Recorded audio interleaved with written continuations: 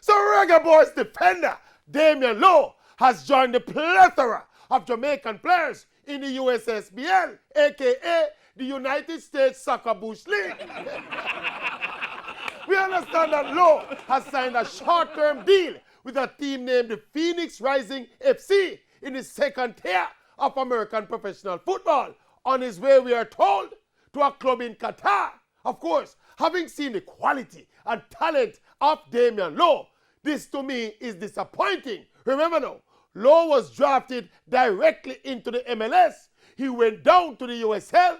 He then went to play away in Europe. And then he was without a club for a while.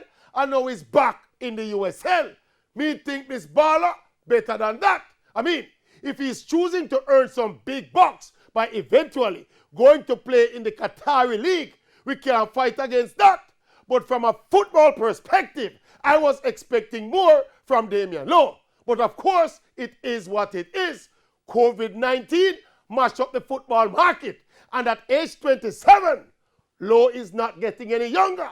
And of course, we don't touch the challenge for Jamaica of having so many of our internationals playing in the American Bush League and the obvious implications for the World Cup qualifying campaign.